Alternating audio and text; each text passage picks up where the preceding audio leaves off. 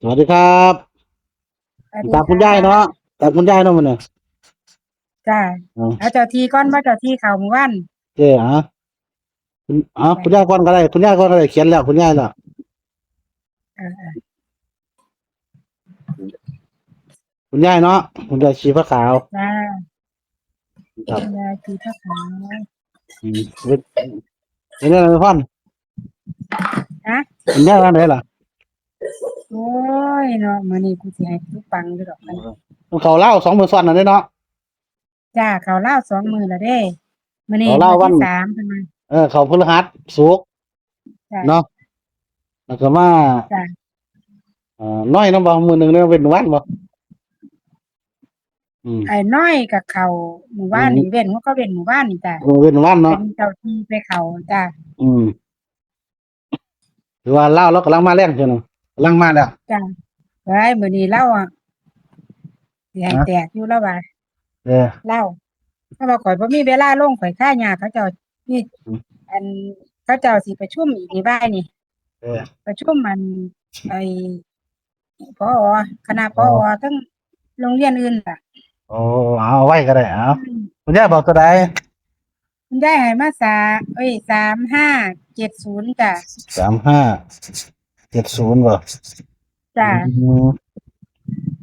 เบิ้นตัวใดเพิ่นบอกว่าเบิ้นเบิ้น00ว่าซั่นคือสิว่าจังซั้นดอกอืมเอาดอกดีเด้00ลาวเอ้าอืมเบิ้น00ว่าซั่นอ่าเพิ่นถามข้อยว่าเบิ้นนี่สิระหว่าง5กับ0สิเอาอันใดว่าซั่นเอาก็ต้องสอนถามข้อยเลยจ้ะจะมาถามว่าซั่นก็เลยว่าแต่ว่าคันเอาเบิ้น255อันคันเอา55กับ00นี่ แต่ว่าอย่าไปตัดหลายตัดเอา53แล้วก็70แค่นี้เพิ่นว่านะ53คัน53แล้วก็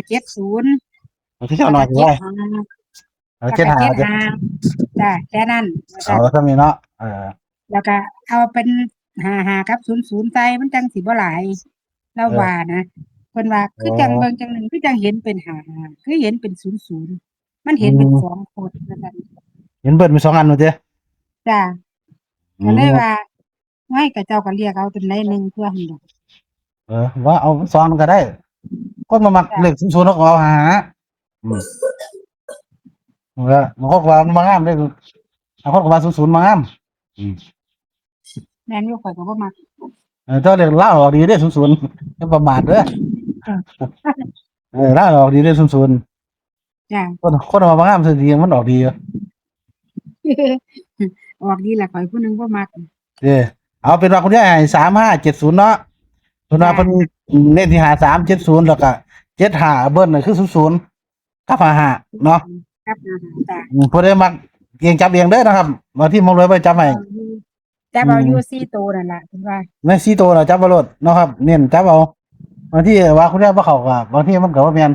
เพิ่นอยากให้นั่นล่ะจับเอาใน4ตัวล่ะแต่เพิ่นจับให้บ่หลายคู่ซื่อพี่น้องแหบ่มักมนำคุณยายก็จับเอานี่ มีฝันเกี่ยวของบ่สินะความหมายมีฝันเกี่ยวของกับตีเบิ่งโน้นใน3ตัวตรงกันบ่สินะให้เด็กลองเบิ่งเดี๋ยวสั่นเนาะแม่พรเนาะจ้ะเอาต่อเลยบ่ต่ออันจะทีได้เนาะจ้ะเอาไว้จักหน่อยเพราะว่าแม่พรว่าจะไปประชุมแอยู่ม่นๆๆเดี๋ยว